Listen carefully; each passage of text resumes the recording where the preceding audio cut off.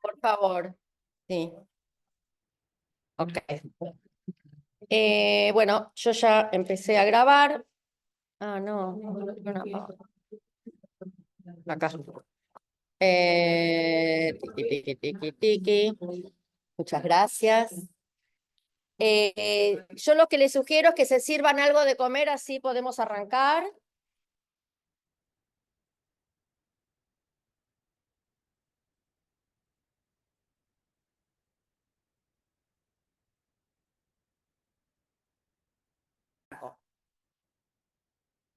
Ok, hoy es lunes 16 de diciembre de 2024. Estamos acá en Chabad House de Three Islands, comenzando nuestro ciclo de clases acá, que acabamos de decidir que van a ser cada 15 días y no todas las semanas. Pero bueno, yo todas las semanas voy a mandar el resumen de la para allá, para que eso no se lo pierdan, eso lo voy a mandar escrito. Pero presencial lo vamos a hacer cada 15 días, para que la gente pueda acceder mejor.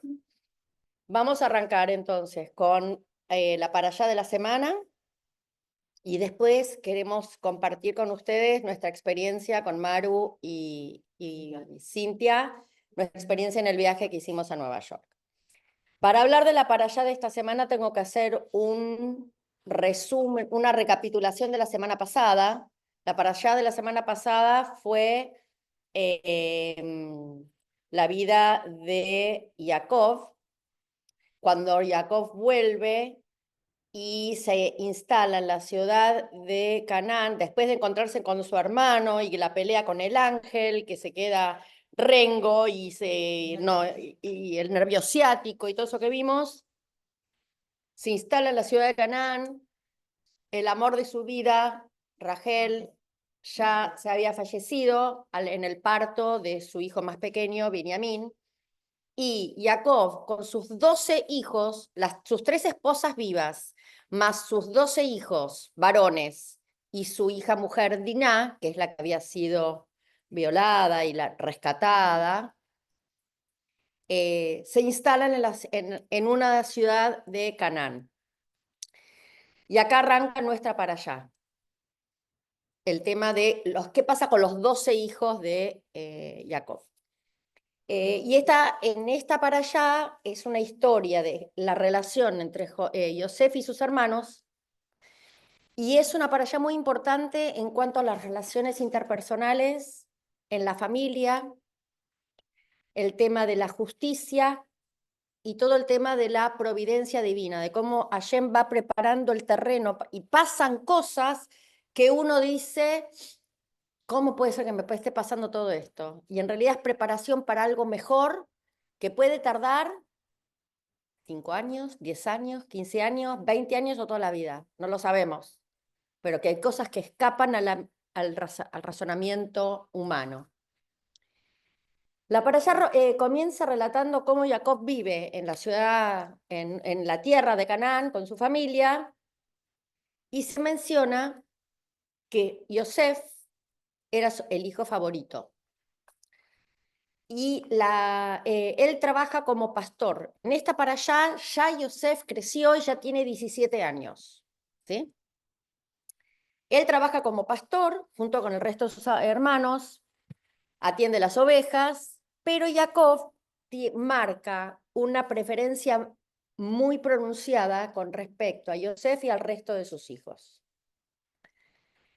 Tanto que decide honrarlo a Yosef adelante de los demás, y lo deja en claro, lo especifica, compra una tela muy fina a un mercader y le hace una tela de un rollo de tela de lana a un mercader y le manda hacer una túnica de muchos colores y se la regala adelante de los otros diciéndole que era un regalo especial para Yosef. Esto que ya venían juntando los hermanitos, empieza a como generar mucha efervescencia y empieza a provocar muchos celos y envidia entre los hermanos. Los 12 hijos de Jacob eran realmente tzadikim, eran muy sabios, los 12. No eran como Esav, que no estudiaba nada y que era malvado. Ellos eran realmente tzadikim. Pero Yosef era el más especial, el que era el que más estudiaba y estaba todo el tiempo al lado del padre queriendo aprender cosas del padre, de Jacob. Cuando los hermanos cometían algún error, Yosef se molestaba tanto y era tan tzadik que iba y le contaba inmediatamente a su padre, a Jacob, que tal hermano había hecho tal cosa. Es decir, al día de hoy le diríamos lo buchoneaba a los hermanos, ¿ok? Pero él lo hacía no con el afán de buchonear, él lo hacía para que, para que el padre exactamente los llamara la atención y los educara y los guiara en el camino correcto. Ok, con la psicología de hoy se ve diferente, pero en ese momento era como se manejaban. Yosef cometió dos errores. Yosef, al buchonear a los hermanos, cometió dos errores en el mismo momento. El primero es que primero debería haber hablado con los hermanos directamente, en vez de ir a buchonearlo con el padre. Tal vez los hermanos le habrían hecho caso. Y le dice, escúchame, hiciste tal macana, la próxima vez trata de no hacerlo. Y tal vez lo hubiesen escuchado, pero el primer error fue ir directamente a hablar con el padre. En segundo lugar, Yosef a menudo pensaba que sus hermanos habían pecado, que habían hecho algo malo, cuando en realidad tenían una razón, un motivo válido para haber actuado de esa manera. Pero él los juzgaba antes de saber. Segundo error de Yosef. Cada vez que Yosef iba a Jacob y les comentaba al papá las macanas que se habían hecho los hermanos, esto los ponía locos a los hermanos y decían que ¿qué hacía Yosef? Eso que estaba haciendo Yosef, que es el pecado, es la hará, es calumnia. La hará, hablar mal de otro, sin saber la historia del otro, sin saber los motivos. Este es el ejemplo más claro de la hará en la Torá. Y todas las consecuencias que esto trae, que ya las vamos a ver. Entonces, ¿qué pasa? Los hermanos pensaban que Yosef iba con este lashon hara a los padres para en realidad hacer lo que había hecho Abraham con Ismael, que lo echó a Ismael. Entonces, ¿qué decían los hermanos? Yosef va a hablar con papá, con Jacob, para que nos eche y él quedarse con todos nuestros bienes. En realidad, Jacob tenía motivos extraordinarios, digamos, el motivo por el que Jacob lo prefería realmente a Yosef, y lo explicitaba, es que era el hijo del amor de su vida. Él era el hijo de Rachel, y él se moría por ese hijo. Más que Rachel había tardado tanto tiempo en quedar embarazada. Eran dos hijos, pero el tema es que el otro le causó la muerte. El otro le causó la muerte, el más chiquitito. Entonces, la locura de Jacob era con Yosef, justamente por esto. Y aparte, no se olviden que Jacob trabajó 14 años para Labán por Rachel. 7 primeros para casarse, lo enchufan a la hermana y tiene que trabajar 7 años más. ¿Está bien? Entonces, ese era el motivo que Jacob lo prefería. Además de que Yosef, a pesar que era un jovencito, un nene de 15 años, bueno, en ese momento ya tenía 17, era un extraordinario estudiante de Torah. Aprendía todo. Ok, acá voy a hacer un paréntesis y voy a contar algo que pasó cientos de años después.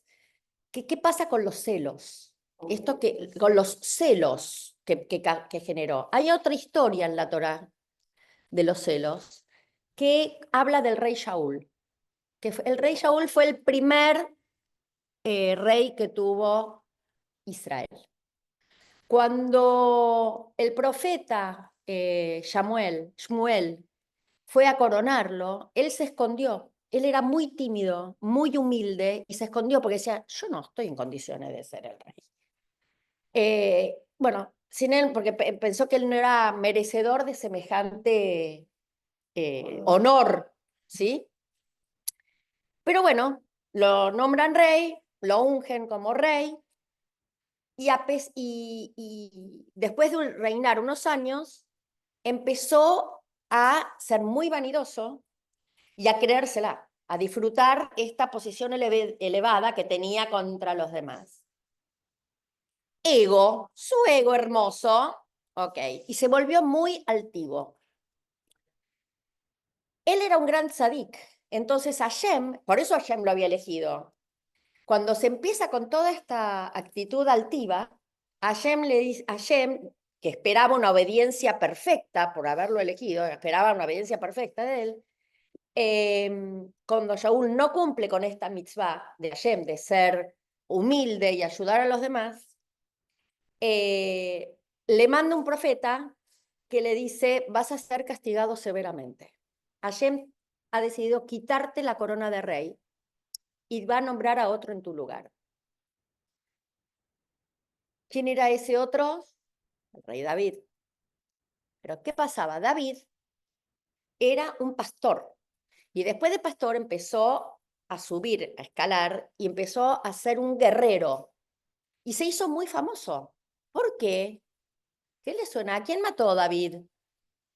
David y Goliat. Mató un nene chiquitito pelirrojo, flacucho, asqueroso, mata con una onda a un gigante. Entonces se hizo súper popular.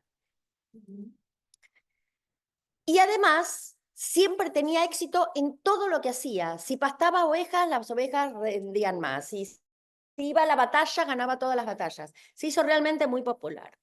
Y guió al pueblo judío en muchísimas guerras más, aparte de la de Goliat. Tanto eran los celos de Shaul que hasta llegó a matar a toda una ciudad de Coanim, de los grandes sacerdotes, porque lo habían alimentado a David y a su ejército. Miren hasta dónde llega el tema de los celos. Bueno, eso es ser, por eso digo, esto es otro ejemplo de los celos que aparece en la Torá. ¿Y cuál es la importancia de esto? Cuando una persona está celosa, deja de pensar con claridad y piensa, y se da manija, y se da manija, y se da manija, y piensa, y se imagina que está tratado injustamente.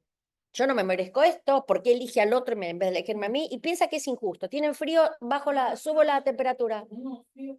Ok. Ah, porque por ahí están. Ok. Ok. Ese es el lugar, cámbiense el lugar si quieren. Ok. No. Entonces, cuando la gente se imagina que está tratada injustamente, piensa en general que la otra persona a quien envidia es su enemigo. Y así es como Shaul quiere matar a David. Y así es como los hermanos de Yosef, volvemos a nuestra historia, sí, era más joven David. El primer rey fue Shaul, después vino David. Sí, eran contemporáneos. No, parientes no. Entonces, esto mismo que pasó a lo largo, muchos años después, pasó originariamente con los hermanos de Yosef. ¿Sí? Que eso es otro de los temas que vamos a ver. Obviamente. Exactamente. Pero Caín y Abel, pero eso, Caín y Abel, los hermanos de Yosef, es una naturaleza, es parte de la naturaleza humana. Pues sí, creo que sí. No, pero fueron parientes, sí. Saúl fue el suegro de David, pero muchos años después, no en este momento. Pero de mucho después. Exacto. Entonces, lo mismo pasó con los hermanos de Yosef. Como estaban tan celosos, se imaginaron que Yosef era un enemigo. de ellos, no era el hermano. Más que como hermano lo vieron como enemigo y nos va a querer sacar todo lo nuestro. Entonces, y pensaban que estaban tratando que Yosef estaba tratando de perjudicarlos, y ahí se empieza a gestar un malestar aún mayor. Puntos suspensivos. To be continued. 11 contra 1. Para rematarla, una noche Yosef tiene un sueño, el primer sueño, que a la mañana se lo cuenta a sus hermanos. ¿Qué le dice? Soñé que estábamos todos juntos en el medio del campo, atando fardos de cereal. Y de repente, mi fardo de cereal se levanta y queda elevado. Y todos los otros fardos que rodeaban al mío se inclinaban ante mi fardo. Entonces los hermanos se enojaron, imagínense, los hermanos que le dijeron, ahora ya sabemos lo que vos pensás, que nosotros te vamos a servir a vos, porque si soñás eso de noche, quiere decir que lo pensás de día, le dicen los hermanos. Que nosotros nos vamos a inclinar. Ok. ¿Cuál era el verdadero significado de Yosef? Fue un sueño, fue una profecía, un sueño premonitorio, donde un día los hermanos de Yosef se iban a inclinar ante él en Egipto. 30, 40 años después pasó eso. Pero esto fue un sueño premonitorio. Cuando se fueron a Egipto a comprar cereal por la hambruna que había en la tierra de Canaán. Después viene otro sueño, al poco tiempo viene otro sueño de Yosef. ¿Qué sueña? Que primero se lo cuenta a sus hermanos y después también se lo cuenta a Jacob, adelante de los hermanos, peor todavía. Entonces, ¿qué dice? Soñé que yo estaba rodeado del sol, la luna y 11 estrellas. Y que el sol, la luna y las 11 estrellas se inclinaban ante mí. Los hermanos les agarra un ataque de locura. Entonces, el padre, para aplacar la situación, dice, ese sueño no puede ser real, porque yo sería el sol, tu mamá sería la luna y las estrellas serían tus hermanos, pero tu mamá está muerta. Así que este sueño no tiene sentido. ¿Eh? Hermanos varones. No, no, no. Entonces, que no era Dina. No, porque quedaba. No. Había quedado de la clase pasada pendiente, no nos olvidemos de nada. Claro, pero dijo, ese sueño no tiene ningún sentido. No, la clase pasada hablé de Dina cuando la violaron y la rescataron. Dina fue la única mujer que tuvo Jacob con Lea. Fue su única hija mujer. Y de todos sus 13 hijos. 13 hijos tuvo, 12 varones, una mujer, Dina. Y Dina fue secuestrada por el pueblo de Shem, y van Leví y Shimón, dos de los hermanos, hacen toda una historia. Después mira el video anterior y matan a todos los hombres de esa ciudad. Logran matarlos a todos y rescatan a la hermana. Entonces, Jacob actúa como si estuviera enojado con Yosef. Le dice, esto no puede ser, nunca se va a convertir en realidad porque tu mamá está muerta. Pero en realidad, él sabía que esto era una profecía de Hashem, así que dijo, si él soñó esto, es porque Hashem quiere que lo sueñe, y esto es profético, hay que esperar. Entonces, Yosef, sin embargo, está convencido de que su sueño va a ser realidad. Totalmente convencido. Y les dice a sus hermanos, yo voy a gobernar sobre ustedes.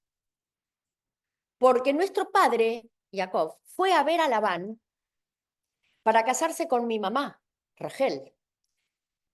Después, como le enchufaron a tu mamá y a tu sirviente, y a la sirvienta que es tu mamá, y a la otra sirvienta que es tu mamá, pero tu papá en realidad estaba enamorado de mi mamá. Así que yo soy el primogénito de Rachel. Y por eso tengo que ser yo el que gobierne. Estoy predestinado a hacerlo por Hashem, eso es lo que les dijo. No deben odiarme ni sentir resentimiento. Imposible. Imposible. Ok. Llegamos a este año donde Yosef tiene 17 años. Y su padre un día le dice, mira, estoy preocupado por tus hermanos porque están cuidando las ovejas cerca de la ciudad de Shem, que es donde a donde fue secuestrada Dina, y ellos habían matado a todos los hombres de la ciudad. Entonces, Jacob tenía miedo de que tomaran represalia contra sus hijos. Entonces le dice, Los hijos de los... los hijos habían matado a los hombres. Claro. Que dijo, tal vez los habitantes de ahí planeen atacar a tus hermanos para vengarse. Anda y averigua, fíjate que estén bien. Anda y controla que tus hermanos estén bien. Pero en realidad era muy peligroso que un pibe joven, tenía 17 años, viajara la distancia que tenía que viajar solo y se encontrara con sus hermanitos que tanto lo querían. Los hermanos estaban totalmente ofendidos, celosos, y deciden deshacerse de Yosef. Los que iban a la cabeza del complot eran los mismos, Shimón y Leví, que fueron los que habían matado a todos los hombres y le habían rescatado a Diná. Y decían, matémoslo, lo tenemos que matar y vamos a decirle que se lo comió un animal salvaje. Aprovechemos que se vino hasta acá, vamos a decirle que se lo comió un animal salvaje. Pero Reubén no estaba seguro de que Shimón y Leví tenían razón. Entonces les dijo, no derramemos sangre. Acá hay un montón de fosas, de fosos, que eran, ¿cómo se llaman? Pozos de agua. Tirémoslo acá, y si el destino, si Hashem quiere que se muera, se va a morir. ¿Por qué dijo eso? Para asegurarse de que, porque él se tenía que ir. Dijo, cuando se vayan todos, yo vuelvo y los saco y los rescato. Ok. Entonces, cuando llega Yosef, finalmente, lo atrapan y Shimón lo tira a Yosef en el pozo. Pero antes de tirarlo, le agarra la túnica de lana que Jacob le había regalado. Ahora voy a hablar de eso en un minuto. Shimón, que es uno de los dos que habían matado a todos, Shimón lo tira al pozo. Y se sientan todos a comer. Mientras el nene, a los 17 años, llorando, sáquenme de acá, en un pozo lleno de víboras y escorpiones. Y los hermanitos estaban comiendo. Rubén se tiene que ir y se va. Mientras están comiendo y no quieren escuchar al hermanito gritando ni llorando, pasan unos mercaderes árabes. Entonces uno, no sé si tengo el nombre, Yehuda dice, Shem. Yehuda dice, él quiere gobernar sobre nosotros. Mejor mandámoselo a los árabes y va a ser esclavo. Él que tiene aires de rey y que nos va a gobernar, vendámoslo a los mercaderes árabes para que sea esclavo. Lo sacan y se lo venden a los árabes. Se lo llevan los árabes. Terminan de comer y se van. Y vuelve Rubén. Rubén viene a salvarlo, a sacarlo. Cuando llegan, no está el nene ahí abajo. Agarra a los hermanos y le dice, ¿dónde está? Y le cuentan, se lo vendimos a los árabes, que se las tome. Le agarra un ataque Rubén y dice, ¿qué vamos a decirle a nuestro padre? Se va a morir. ¿Qué le vamos a decir?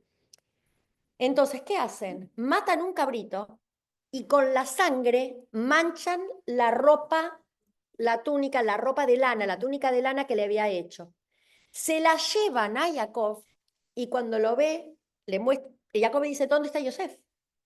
Que yo lo mandé a buscarlos a ustedes. Se lo comió un animal salvaje y le muestran la túnica ensangrentada. Y ahí le agarra una desesperación y se sienta en el piso y en sillas bajitas de duelo hasta el último día, no de su vida, porque se lo vuelve a encontrar 20 y pico de años después, pero no importa. Pero él piensa que está muerto y él hace luto por su hijo preferido, sentándose en una sillita bajita todo el tiempo. Ok.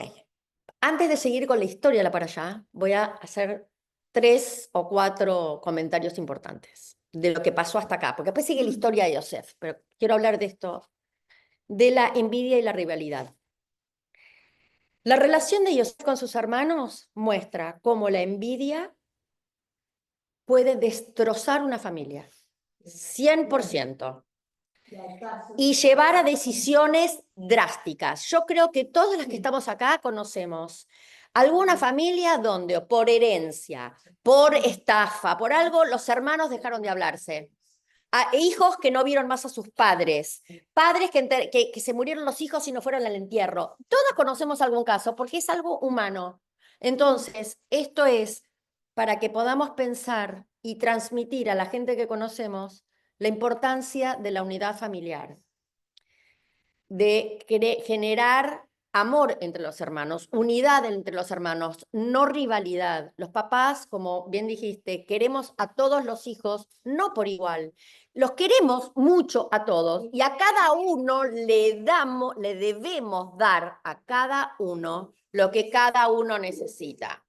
Acá voy a contar una cosa que les conté a Maru y a Cintia en el viaje que escuché en una charla del Rob Oppenheimer cuando estuve en Buenos Aires. El amor no es dar lo que yo, no te doy todo, yo te doy todo, vivo pensando en vos y te hago todo. Si a mí me encanta cocinar tortas y le hago a mi marido 8 chocolinas, 4 cheesecake y 3 tortas muy de chocolate, pero mi marido es diabético. ¿Dónde está el amor que yo siento por él? Yo eso siento amor por el ego de que me gusta cocinar. Amar es darle al otro lo que el otro necesita, aunque no me guste. Entonces, si mi marido tiene que comer sin sal, yo le cocino sin sal por él. Y yo, que odio la comida sin sal, y yo tengo que comer con sal, yo me agrego sal a mí. Eso es amor. Y eso es amor para los hijos lo mismo. Cuando los padres dicen, yo los eduqué igual, y mira cómo me salió. Y si ese es el error, flaco. Si los educaste igual, metiste la pata. Porque a cada uno hay que darle lo que cada uno necesita. Esto es, algunas tienen hijos chicos, otras tenemos hijos grandes y nietos, pero eso es para que lo podamos, y otras tenemos sobrinos, que lo podamos transmitir a los que tienen hijos en edad que los están educando. A cada uno hay que darle lo que cada uno necesita, no decir yo los quiero a todos por igual, porque no es cierto. El amor, sí, es la cantidad de amor, digamos, si lo se pudiera medir en cantidad, sí, pero en forma no. La forma de amar es diferente y debe ser diferente. Claro. Somos todos diferentes. Somos todos diferentes. Esto es lo mismo. Si yo le doy chocolina a un hijo diabético, yo lo odio a mi hijo, no lo estoy queriendo. Y al otro que no es diabético le doy la chocolina. Me encantó el ejemplo de la chocolina que escuché al Rob Oppenheimer. La otra cosa para aprender de lo que pasó hasta acá son las consecuencias de nuestras acciones. Las acciones impulsivas de los hermanos generan consecuencias no solo para Yosef, que lo venden y se va, sino también para ellos mismos y a su padre. Lo hicieron sufrir a su padre pensando que su hijo estaba muerto. ¿Está bien? Entonces, esto es muy importante cuando uno tiene que tomar decisiones. Tiene que pensar más allá. Si yo hago A, la consecuencia es B, C y D. Si hago J, la consecuencia va a ser esto. Yo no puedo hacer algo sin medir las consecuencias. Porque puedes, mira lo que me pasó. Y no, flaco, si hiciste tal cagada, si hiciste, estoy grabando, si hiciste tal macana, te va a pasar, la consecuencia es esta. Entonces, hay que medir muy bien las consecuencias de las acciones y de lo que uno dice y hace.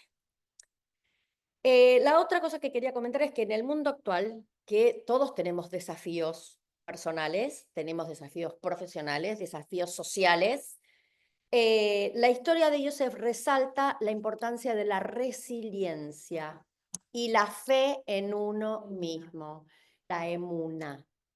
Muy bien, la emuná. La emuná es Hashem está conmigo, me va a ayudar, la resiliencia y el bitajón. No importa lo que... Hashem me va a salvar. Eso es bitajón.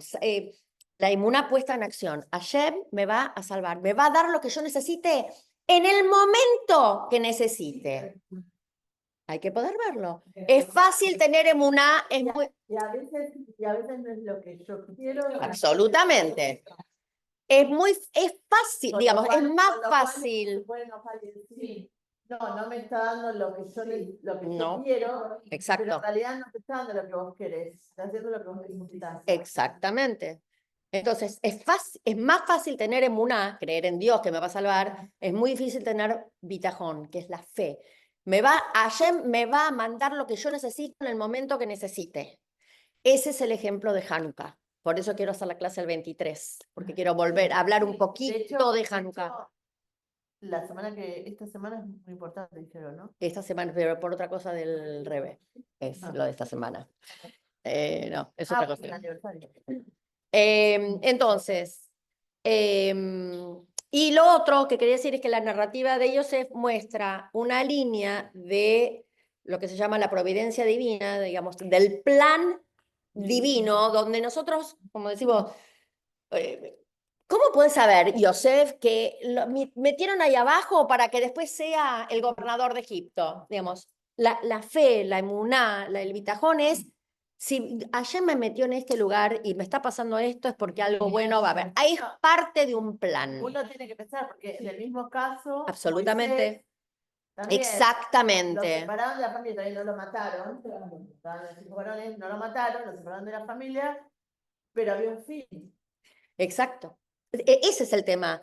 Todo lo que nos pasa, pasa por algo. Y ese algo es siempre algo bueno. Al final es algo bueno, aunque en el momento no lo pueda ver. Aunque en el momento no lo entienda. Cuando lo tiran al pozo, él no puede entenderlo. Cuando alguien estábamos hablando, estaba pensando en la nena. Después se los contamos, lo de la nena.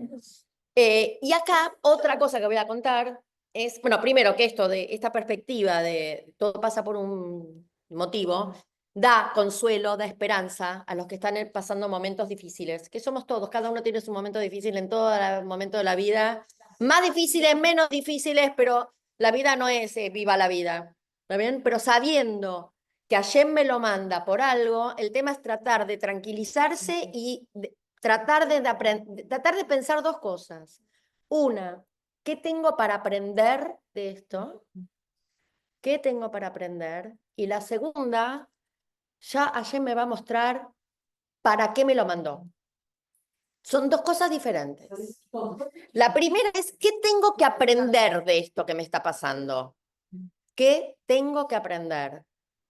Y la segunda es, yo voy a dar mi ejemplo. Cuando yo me divorcié, yo no entendía cómo después de tantos años y de que sea el amor de mi vida y seguir estando enamorada y que él me decía que me amaba, ¿verdad? ¿Cómo yo podía estar divorciada? ¿Cómo yo pude llegar a ese lugar? Y cuando empecé a estudiar, me hice esta pregunta, ¿qué tengo que aprender de todo esto? Y aprendí a arreglar un montón de cosas de mi personalidad y de mi vida y de corregir errores y de sanar heridas y de perdonar gente y de perdonar momentos. Eso aprendí yo. Y después empecé, algo bueno va a salir de todo esto. Y salió, mi marido empezó a hacer teshuvá y nos volvimos a casar al año. Digamos, ese es un ejemplo que no me lo contó nadie, lo cuento de mi propia vida. Es un ejemplo que es, yo aprendí un montón de cosas. Hashem quería que yo aprenda. Y si yo seguía en la situación en el lugar donde estaba, no lo iba a aprender nunca. Exacto. Me puedo meter con lo de contar un chiquitito de lo del viaje, pero Sí. no voy a contar toda la historia, después la contamos toda la historia, pero le voy a contar. Fuimos a un lugar, fuimos a una casa, y había una foto muy grande, o un cuadro muy grande de una Un nena. cuadro, era un cuadro. Una nena. Y la nena te miraba.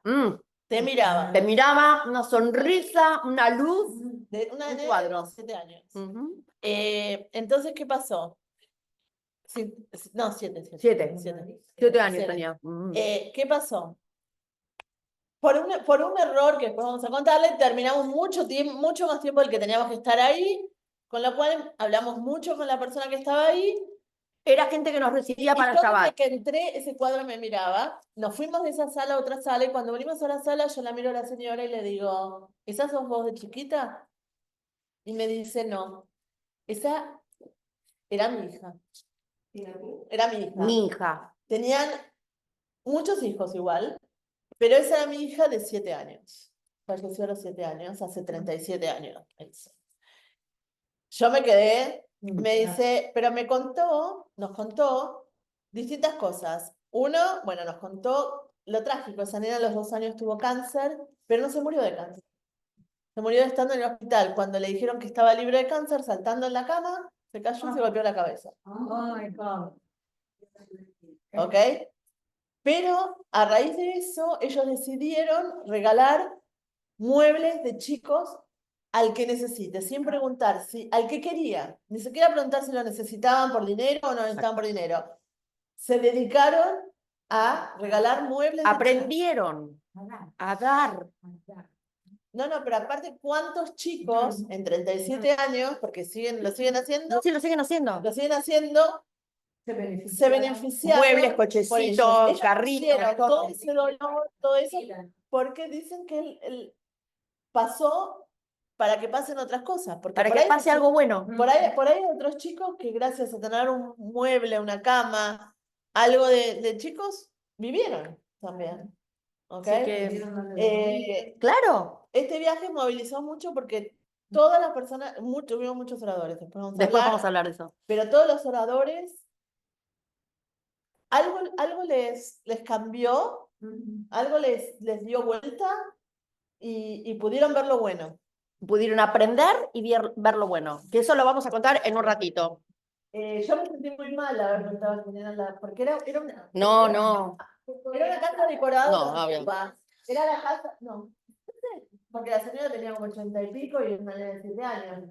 Pero yo, en la cuadra, la casa estaba como la casa de mi abuela.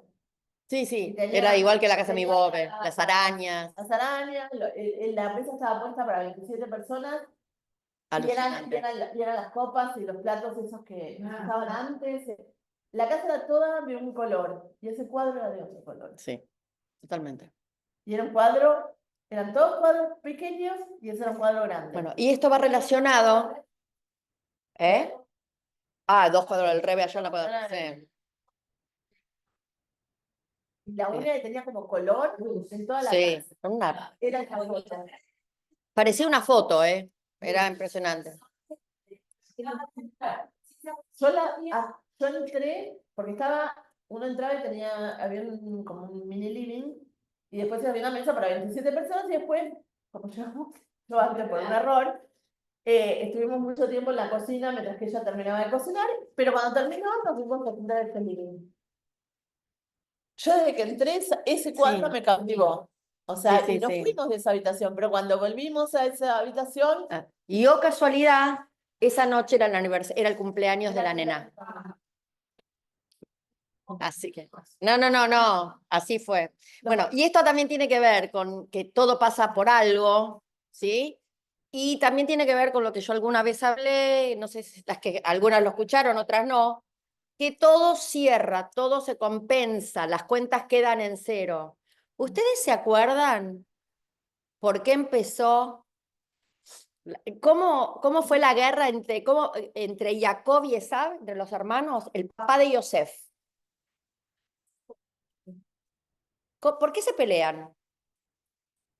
La primogenitura. Ok. ¿Y cómo lo engaña Jacob a su hermano Esaú? Con la piel. ¿Qué se pone? Una prenda, se pone una prenda del hermano que el papá Yosef, Itzhak, lo toca y piensa que es Esaú. Y ahora le pasa a él como padre. Le traen la prenda de un hijo que él la ve y piensa que está muerto. Él engañó a su padre con una prenda y ahora lo engañan a él con una prenda. Todo se paga. Esto es todo. Se paga. Todo va redondo. Así como él le hizo al padre, ahora sus hijos se lo hicieron a él.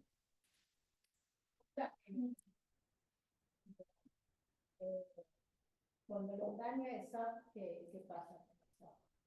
Esaú se queda con el padre. Jacob se va, se escapa para que no lo maten y él se queda cuidando del padre, de la madre Eso lo vamos a ver más adelante, en otra para allá. Se queda y empieza a conquistar un montón de ciudades y se hace como multimillonario y tiene ejércitos enormes y dueño de un montón de tierras. ¿Mm? Y de él nace todo Occidente. Los griegos, los romanos, todo el pueblo de Occidente nace de Esaú. Esaú, el hermano de Jacob. No, con B corta. Esaú, B corta. Ok, sigo con la historia de Yosef. Después de un viaje largo, cansador, en el medio de la nada, con los árabes, llega a Egipto y lo ponen en venta como esclavo. Ok. El rey egipcio, el faraón, tenía un ministro llamado Potifar. Potifar necesitaba un esclavo para su casa. Lo ve a Yosef y lo compra. Al principio, Potifar le daba a Yosef solamente tareas bien de esclavo, de limpiar, de arar, de cosas feas, pesadas. Pero se da cuenta al poco tiempo que Yosef es diferente, que es muy clever, muy inteligente, más que inteligente, muy piola, muy rápido, muy piola, y que es un excelente trabajador y que tomaba muy buenas decisiones. Entonces, y vio que todo lo que Yosef hacía, todo lo de las tareas que le daban, las hacía impecablemente bien. Entonces, empieza a darle a Yosef tareas, Potifar le empieza a dar tareas más responsables y como que empieza a subir de escalafón dentro de los esclavos. Tanto que Potifar le dice, no vas a ser más esclavo, vas a ser mi supervisor. Y lo pone como encargado de la casa, como si fuese el mayordomo, y que se ocupe de toda la vajilla de oro y plata, y la más cara, y de todos sus objetos. Entonces, así como Yosef asume este nuevo lugar, Potifar empieza a hacerse cada vez más rico, porque como Hashem lo ayudaba a Yosef, por consecuencia le iba bien a Potifar. Y empieza a disfrutar mucho la vida ahí, Yosef. Entonces, ¿qué pasa? Hashem lo mira, me le dice, ¿vos te la crees? Vos estás acá divirtiéndote mientras tu papá esté sentado en el piso haciendo duelo y vos no fuiste capaz de ir a avisarle que estás vivo. ¿No le mandaste un mensaje que estás vivo? Entonces, Están todas contadas como una película. yo se las cuento como una película. Uno en la Torá no lo lee de esta manera. Yo se las pongo. Claro, claro, yo se los pongo en lenguaje novelesco, digamos. Uno cuando lo lee en la Torá no figura tan así, pero se los cuento para que quede bien más gráfico. Entonces dice, ¿vos vas a seguir siendo un tzadik aunque estés fuera de la casa de tus papás? Mientras él está ahí y vos te vas a hacer un tzadik, vas a seguir siendo tzadik en Egipto, donde son todos inmorales e idólatras. Te voy a poner una prueba. Una prueba, a ver si sos tan tzadik como vos te la crees. ¿Qué pasa? La esposa de Potifar, que se llama Zulaija, lo mira a Yosef, que era muy lindo, y se enamora perdidamente. Más que se enamora, le tenía ganas. Lo voy a decir en manera fina. Le tenía muchas ganas. No puedo decirlo de otra manera porque estoy grabando. Ahí cambió el tipo de película. Claro, ya estamos en triple X. Bueno, y le empieza a insinuar y a insinuar y a provocar, y él la va rechazando cada vez, de manera muy sutil, manera muy amable, porque no la quiere ofender, porque él era tzadik, entonces no la quiere ofender. Y entonces siempre salía muy airoso, y ella, cuanto más se la rechazaba, obviamente, ella más quería conquistarlo. Un día, Zulaija ve una oportunidad. viene una fiesta, Zulaija, la esposa de Potifar, había una celebración en Egipto donde se celebraba al lado del río Nilo, que el Nilo tiraba agua para todos lados, una fiesta para el río. Entonces era una fiesta nacional donde toda la gente iba a bailar y cantar al lado del río. Y dijo, esta es la mía. Porque Yosef, que dice ser tzaddik, que no cree en nada de todo esto, que él cree en el Dios de Abraham, no va a ir. Entonces le dice al esposo, a Potifar, no voy a ir, no me siento bien, me vino la regla, no me siento bien, quiero quedarme, me duele la cabeza. Lo manda a Potifar y a todos los sirvientes y se queda sola en la casa, pero sabiendo que estaba Yosef. Yosef.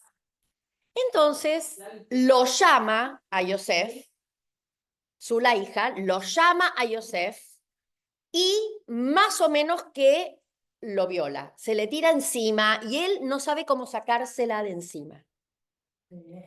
Y piensa en sus padres. Piensa en sus padres y dice, ¿qué? Si yo me dejo tentar, si yo caigo ante esta tentación, ¿qué van a decir mis padres si se enteraran? ¿Qué dirían? Entonces, ya estaba él a punto de flaquear. Y ahí piensa en la santidad de los padres y dice, no.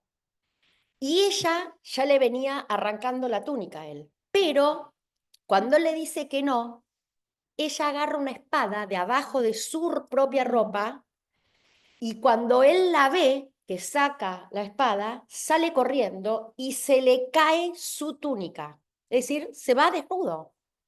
Queda la túnica en la habitación de Zulaija. Cuando llega Potifar, Zulaija estaba con la vena así y le dijo, tu esclavito, ese que vos pensás que es maravilloso, tu supervisor, me quiso violar. ¿Y qué pasó? Potifar sabía que eso era mentira, pero como Zulaija se lo había contado a todos los sirvientes cuando volvieron, él no podía decir, mi esposa miente y yo le creo a Yosef. Entonces le dice a todos los sirvientes, azótenlo y llévenlo a prisión. Y así llega Yosef a la cárcel. Eh, ok, por una injuria. Cuando llega a la cárcel, Hashem lo ayuda a Yosef porque no cayó ante la tentación. Entonces lo protege en la cárcel y el carcelero, el encargado de los prisioneros, comprueba en poco tiempo que en Yosef podía confiar. Entonces da la orden a Yosef, no lo tocan, no lo tratan y no lo vigilan como los demás prisioneros. Va a poder moverse libremente de celda en celda y lo designa supervisor de los demás prisioneros. 10 años estuvo, 10 años preso, ¿ok? A los 10 años de ser supervisor en la prisión, llegan 2 prisioneros nuevos. Llega el mayordomo del faraón y el jefe de reposteros. Al mayordomo lo habían encarcelado porque había una mosca en la copa que le dieron a tomar al vino. Entonces el rey, le dieron de tomar al rey. El faraón ve la mosca, le dije, me quisiste envenenar, a la cárcel.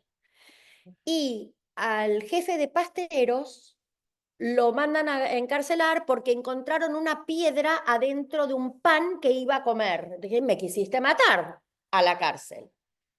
Entonces llegan ahí y ahí los recibe Yosef. Un día, Yosef, no, lo conocieron ahí estando ahí adentro. No lo conocían porque él era de Potifar todavía. Hasta ese momento él había sido de Potifar y habían pasado 10 años. Yosef un día, pasando de celda en celda, hablándole a la gente, ve que estos dos están muy apesadumbrados y muy tristes. Y le dice, ¿qué les pasa?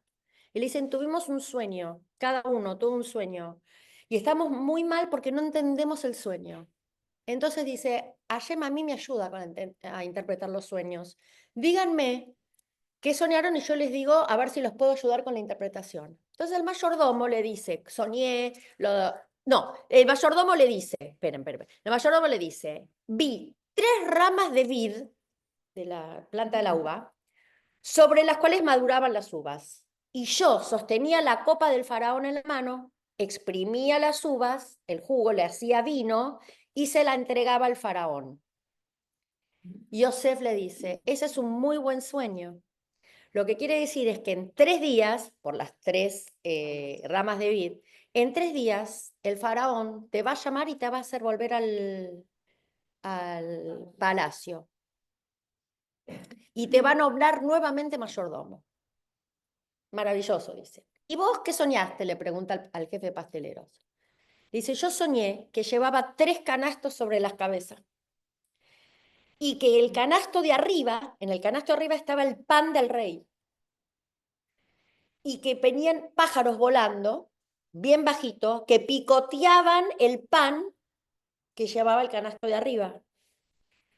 Y ahí le dice Yosef, este es un sueño muy malo. Esto quiere decir que en 3 días el faraón va a llamar a matarte, porque los pájaros están comiendo el pan y te van a comer tu cuerpo, van a comer tu carne, los cuervos, y van a venir cuervos y te van a comer la carne.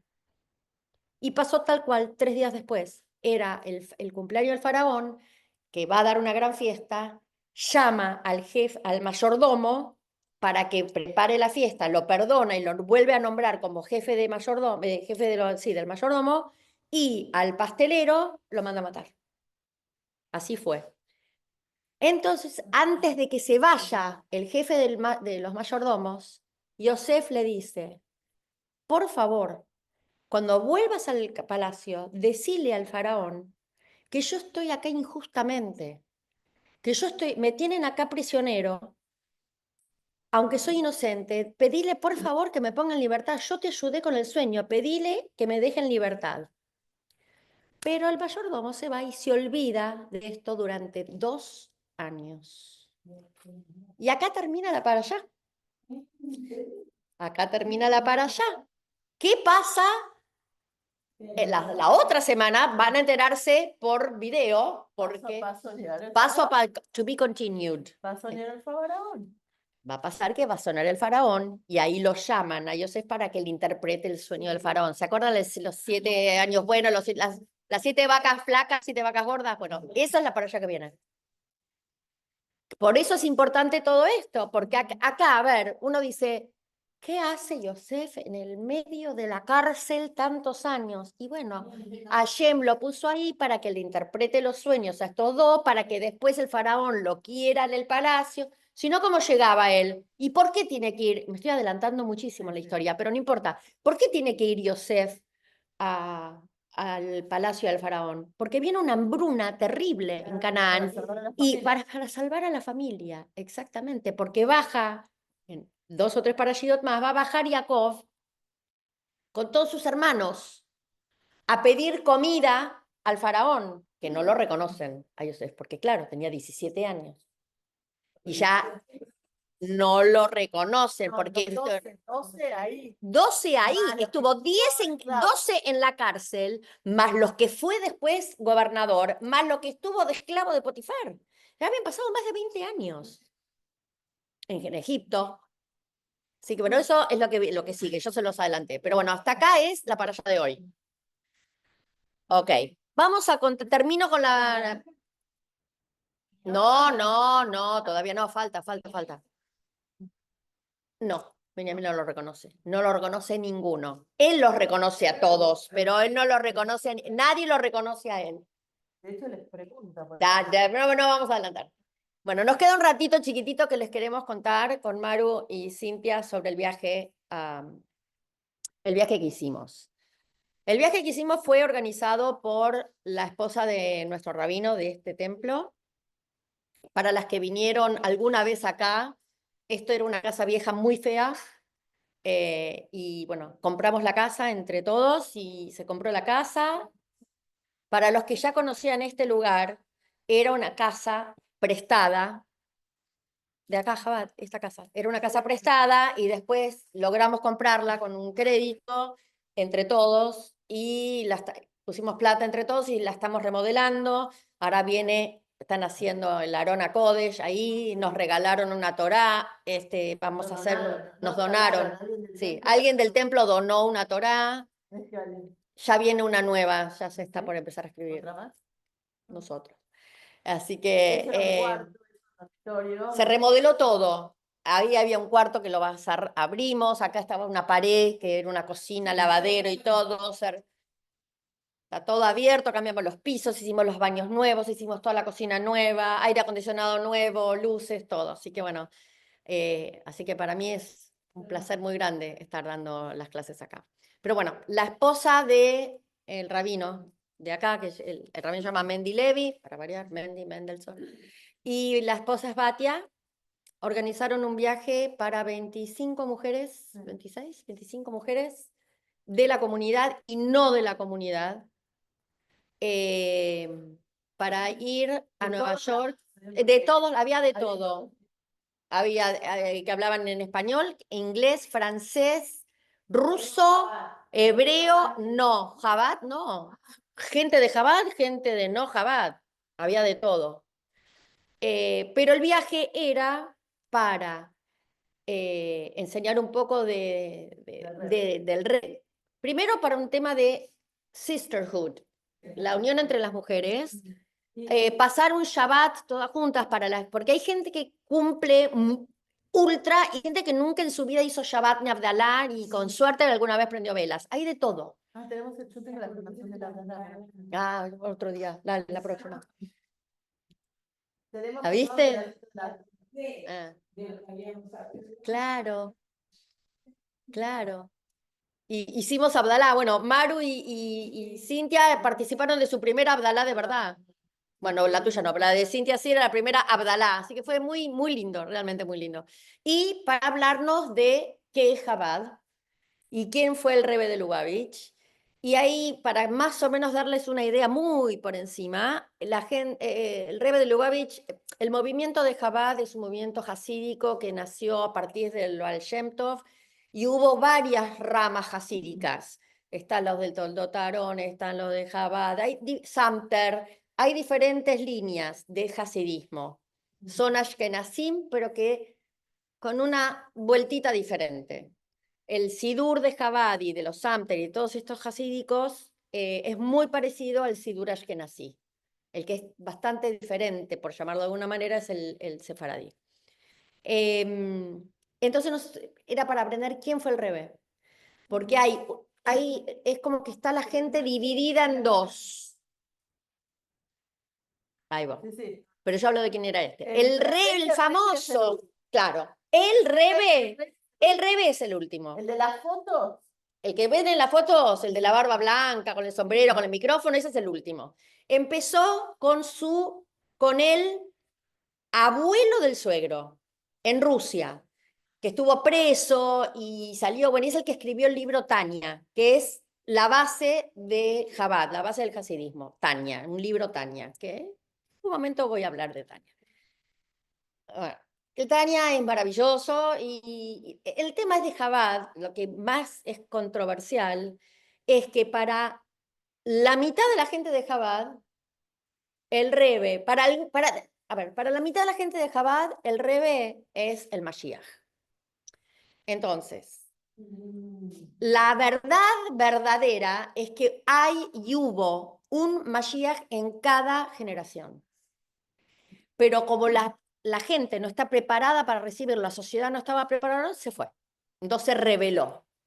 Entonces, el último Rebbe, Schneerson, el último, Mendelssohn Schneerson, Mendy Schneerson, ya falleció. ¿En qué año murió?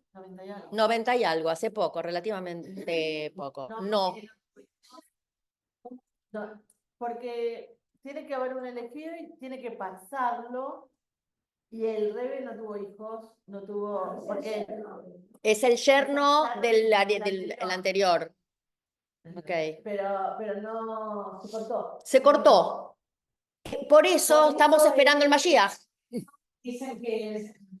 Entonces, y dentro de la gente que piensa que él es el Mashiach, hay muchos que piensan que en realidad no se murió. no que está vivo, pero que anda entre que su, la que se comunica con Dios. que te comunica. Sí, De hecho, cuando uno escribe las cartas, por eso uno no sabe lo de las cartas, no hay cartas. Bueno. Es lo que quería explicar. Dale, explica lo de las cartas. Acá, a la tumba, lo hace como para que él sea nuestro comunicador con Dios. Es el intermediario. Porque a él Dios lo escucha. Ok. El Rebe tiene. Sin hacer este viaje también. Sí, el Rebe realmente fue un tzadik grandioso. Yo no voy a politizar si fue, es o será el Mashiach. No me interesa hablar de esto. Yo hablo del Rebe como un gran tzadik, un hombre único, con una fe única y que realmente hizo muchos milagros. Muchos, pero incontables. Yo podría estar 5 horas contándoles. Pero Eso de la podemos foto. contarles algo que nos pasó. Algunas cosas que nos pasaron y cosas. Por eso es lo que queríamos contar. Entonces, ¿cuál es el tema? De eso fue el viaje, de hablarnos del Rebe, de conocer dónde vivió el Rebe, dónde trabajó el Rebe, el templo del Rebe, de la oficina del Rebe, cómo se comunicaba y cómo se hizo famoso el Rebe en el mundo. Y 2 momentos muy importantes del viaje fue escribirle carta personal al Rebe para que el Rebe lleve nuestro pedido a Shem en forma directa. También fueron 2 momentos muy importantes. Sí, dicen que hay 2 lugares muy santos. Uno, el Kotel, y el otro, la tumba del Rebe. La tumba del Rebe está en un cementerio en New Jersey, en Brooklyn, en un lugar muy lejos, muy, muy lejos. Se llama el Ohel,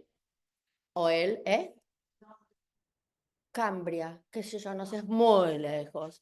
Es a 45 minutos de manejo de Crown Heights, es muy lejos. Bueno, es un cementerio, también es un cementerio, pero adentro del cementerio hay un edificio donde uno se sienta, escribe la carta y da donaciones, ¿verdad? Hay videos del Rebe, sí. Y después hay como una casita para entrar y de la casita, es como una casita que rodea la tumba del Rebe. O sea, no, de hecho, de ese primer edificio, uno sale al cementerio. Al cementerio. Hay tumbas alrededor. Sí. Hay un camino que está como hecho con barandas y todo, pero hay tumbas alrededor. Okay. No, acá alrededor. Y después es como no es una casita donde está el revés, sino que son paredes, como porque un no tiene monumento. techo. Como un monumento. No tiene techo. Es como abierto al aire libre. Por suerte había unos calentores, porque uno está un rato ahí y hace frío, hacía mucho frío. Y fuimos a las 2 de la noche. 3 grados bajo cero. Mucho frío. No, está abierto las 24 horas. Nos reservaron ese horario porque, bueno, íbamos a hablar con una persona ahí. Lo que tuvimos mucho en este viaje fue gente que habló mujeres que hablaron con nosotras. Oradoras. Muchas oradoras. De distintos todas en tipos, inglés. De distintas historias. O sea, desde 2 personas que habían viajado con nosotras, que nos dieron una mañana una y otra mañana nos dio la otra una charla. En la casa. A la casa alquilaron una casa Airbnb de 5 pisos. A escalera. A escalera. Es imposible que yo la lleve a ustedes porque yo ya no, porque me quería matar. No, era imposible. Con las mujeres en la escalera y todas a hablar de cómo vamos a estar la semana que viene en la zona más levantada. Porque era una cosa terrible. De hecho, nos había tocado una habitación. Voy a parar de grabar, porque esto no quiero. Todos están. Esta parte se